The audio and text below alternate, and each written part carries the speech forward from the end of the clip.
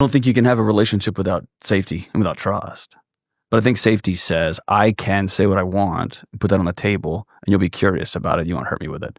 Or it means I can say I'm interested in, and it basically says I can be me and you won't weaponize me against me. Why is safety so important? I mean, that's Maslow's 101, dude. You can't fully exhale until you're safe, whether you're safe physically, whether you're safe professionally, whether you're safe relationally, you can't exhale.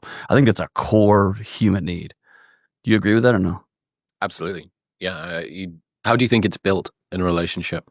What's safety? It's practiced. It's practiced from the moment I meet you. Will you open the door for me? Are you going to pick up the bill? Are you going to respond when I text back? If I say, hey, I don't like that, are you going to, when the waiter comes and says, nah, we're good, right? It's built piece by piece by piece. Or, hey, text me when you get home. You don't text. Like that's practicing safety or not practicing safety. And that can beget a conversation. Hey, you didn't text me last time when you got home.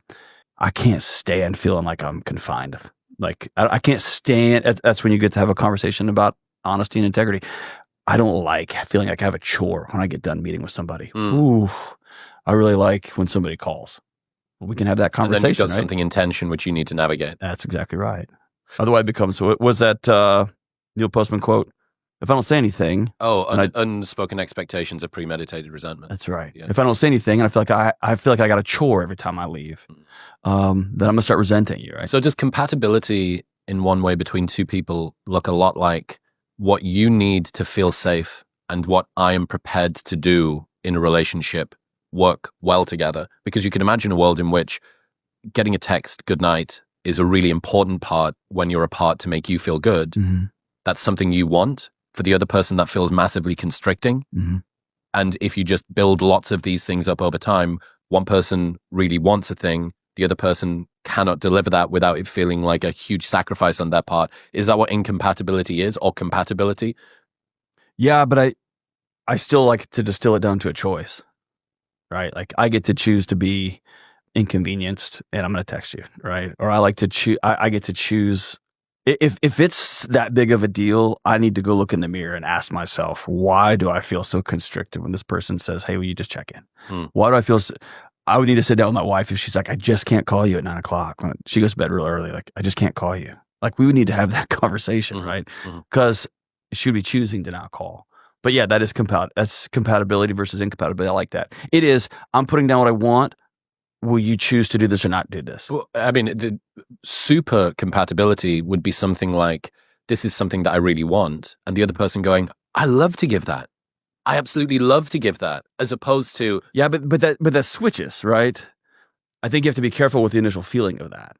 Because you hear about that all the time. Like, we love to do this when we were dating. And now that we're married, you don't love to do that anymore. So I think it's continually not saying what I want to do or what I really feel like it's, will I serve you? That's true. I understand, but there is a degree of how heavy is the weight for somebody to make that choice. Absolutely. It's way easier for somebody to be like flying with a tailwind than flying into a headwind with this stuff. Absolutely. But I want the person on the other end of that to own that, not to blame. What's the difference there?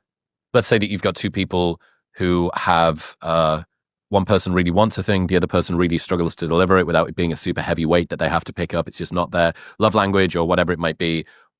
How does that? I think the current cultural narrative is everything relationally that makes me uncomfortable, I have to blame you for it, for needing this or wanting this.